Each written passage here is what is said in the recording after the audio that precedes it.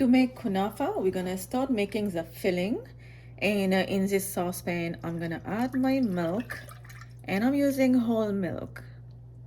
And now keep the heat over medium high. After 5 minutes, milk started to boil, and now you're gonna add all-purpose flour, and you're gonna keep stirring until there's no more lumps showing. And to do that, it's better to use a hand whisk, and so that way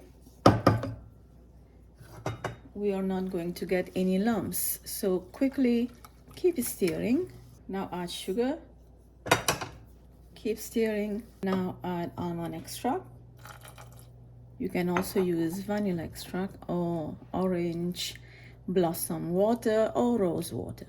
Did I mention lower the heat as you add the all-purpose flour so that the milk doesn't burn, and it's better to use a heavy bottom saucepan to make this fill. And now you can switch to a wooden spoon because now our mixture is looking creamy. So now turn the heat off, and I'm gonna pour all this mixture into this bowl. So now this mixture is ready to cool down. I'm just gonna cover with a plastic wrap and then let it cool completely before we move to the next step. So the cream has already cooled down.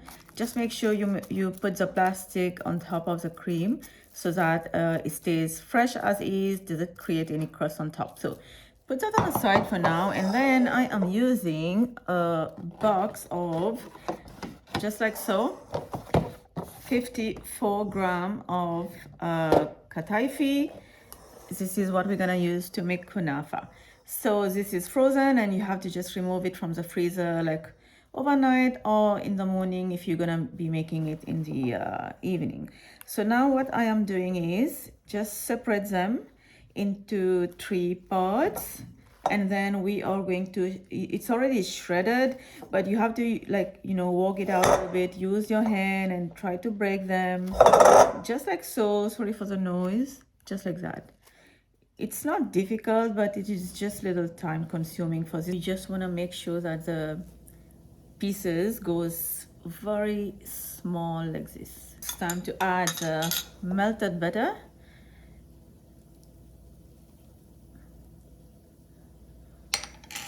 And again, we are going to use both hands to mix everything together, and we want to make sure that each pieces have the melted butter. Now I'm gonna add some powdered sugar, not too much, just like half cup should be enough, and mix again until the mixture looks like something like that. Start filling the muffin tray halfway, and you want to make sure to press the kunafa, the kataifi, like down, press it firm. It's time to fill with the cream. Just add a little like a tablespoon just in the middle. Now just cover each of them, and again press firm. So what I have done is just take a glass and just press. This is ready to go in the preheated oven, 375 Fahrenheit. And I also have 4 of the giant muffin size, and these are just minis. So let's go and bake this, and then I'll show you how it looks like, and then we're gonna do the last step. Meanwhile, let's make the sugar syrup, and in this saucepan I have water and sugar. Bring this to a boil. Now sugar syrup is boiling. Add 1 to 2 slices of lemon. Let it boil for 1 to 2 minutes. Time to turn off the heat and let the syrup on a side to cool. And now we're gonna wait for the kunafa to bake. Kunafa took 45 minutes to bake. It can vary between 45 to 55 minutes. And now all I'm doing is just drop some syrup on top. It's easy.